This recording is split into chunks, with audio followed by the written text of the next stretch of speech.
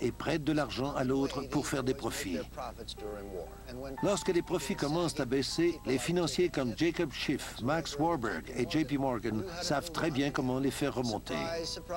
Vous serez peut-être surpris d'apprendre, et c'est un fait confirmé, que ces gens ont financé Trotsky et Lénine avec des milliards de dollars en or et en prêts pour qu'ils déclenchent la révolution en Russie. Avec l'entrée des États-Unis dans la guerre et le départ de la Russie, le conflit a duré 2 ans de plus. 2 ans de vente d'armes et de prêts sur lesquels faire des profits pendant de nombreuses années. La guerre est une entreprise extrêmement rentable.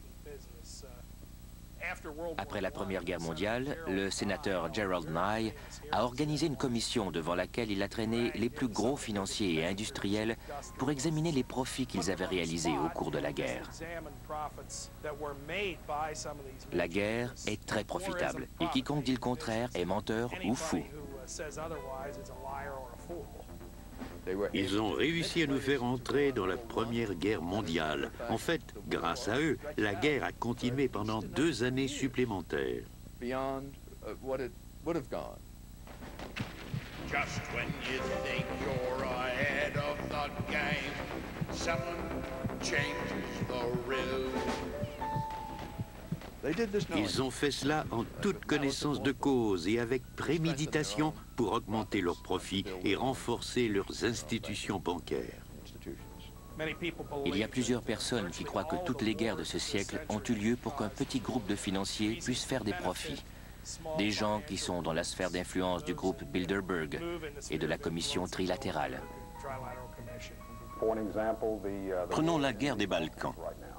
Qui a fourni des armes à Milosevic? Ce sont les Soviétiques. Qui finance l'industrie militaire de l'Union soviétique? Les États-Unis et les banquiers européens. Les banquiers ont toujours financé les 2 camps lors de conflits majeurs.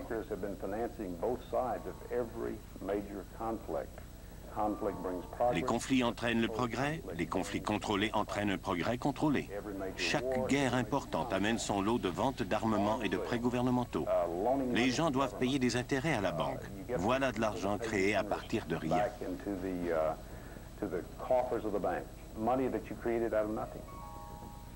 L'économiste et prix Nobel Milton Friedman prétend que la Réserve fédérale a provoqué la Grande Dépression en réduisant volontairement la masse monétaire en circulation. Les déposants de tout le pays ont eu peur de perdre leurs épargnes et ils se sont dépêchés de les encaisser. Ça a été la course et les banques sont tombées comme des mouches. Le système de réserve fédérale n'a pas réagi alors qu'il avait le pouvoir, le devoir et la responsabilité de fournir l'argent qui aurait permis aux banques de remplir leurs obligations face aux déposants sans avoir à fermer leurs portes.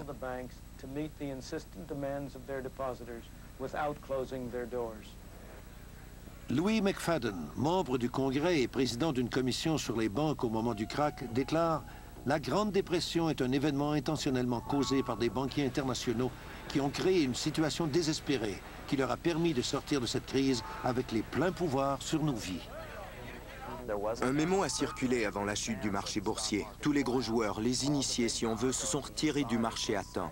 Pendant 4 ans, ils ont tout liquidé. Ils avaient donc de grandes quantités d'argent liquide au moment du krach, ce qui leur a permis d'acheter des compagnies importantes pour quelques dollars.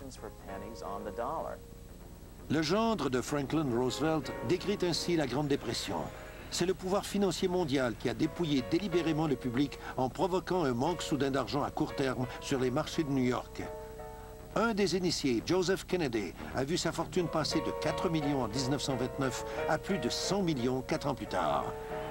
Tout comme aujourd'hui, la presse américaine cache certains faits. Ces scènes d'émeutes n'ont jamais été montrées auparavant.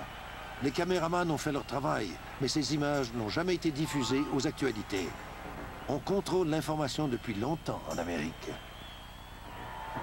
On ne se prive pas cependant pour diffuser des nouvelles plus frivoles.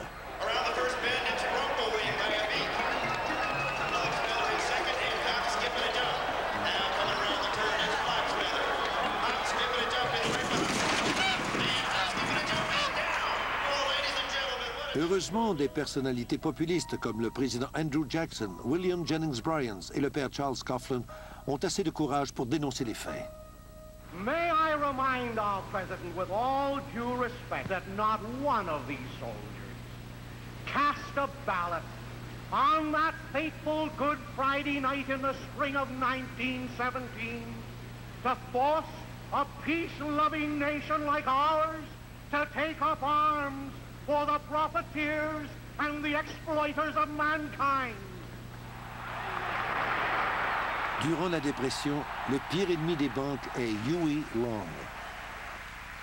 We've tried the Republican Party, we've tried the Democratic Party, then we've gone back and tried the Republican Party, and now we're back trying the Democratic Party. And unfortunately, whenever we get into power with either one of these parties, we find that the one crying need of our people, the redistribution of wealth, so that none would be too poor and none would be too rich, is always neglected by the party that is in power. How many men ever went to a barbecue and would let one man take off the table what's intended for 9/10 of the people to eat? The only way you'll ever be able to feed the balance of the people is to make that man come back and bring back some of that grub he ain't got no business with.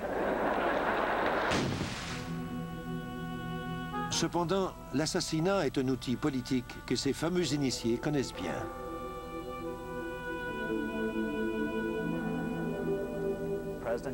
Prenons l'exemple du président Jackson, qui était le principal opposant à une banque centrale privée à cette époque.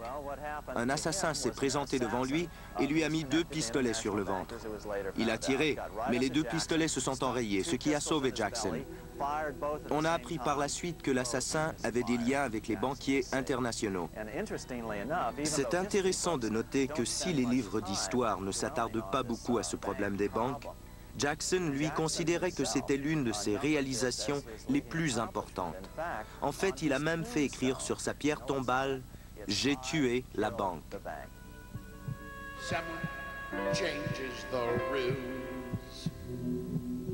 Après la guerre civile américaine, le chancelier allemand Otto von Bismarck fait la déclaration suivante. La division des États-Unis a été orchestrée par les pouvoirs financiers d'Europe. Ils avaient peur que les États-Unis anéantissent leur domination financière sur le monde.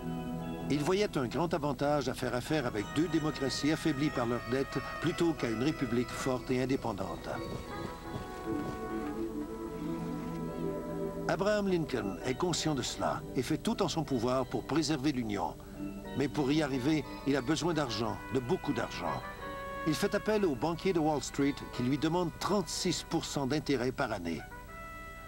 Lincoln choisit une alternative moins coûteuse et demande au Congrès d'émettre l'argent. Les billets sont appelés greenbacks et ne sont pas garantis par de l'or mais par le crédit du gouvernement des États-Unis. Avec cette solution, le gouvernement ne paie pas un sou d'intérêt aux banquiers privés. L'assassinat de Lincoln est relié aux banquiers qui voulaient avoir le contrôle de la monnaie. C'est la même chose avec John F. Kennedy, car il voulait réintroduire des obligations du gouvernement plutôt que des obligations de la Réserve fédérale. La Constitution des États-Unis mentionne que le Congrès doit émettre la monnaie et en réguler la valeur.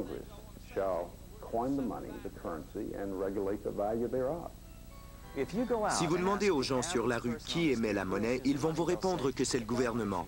C'est la raison pour laquelle tout ce mensonge fonctionne. Les gens savent intuitivement que c'est le gouvernement qui devrait émettre la monnaie. La Réserve fédérale n'est pas fédérale et n'a pas vraiment de réserve.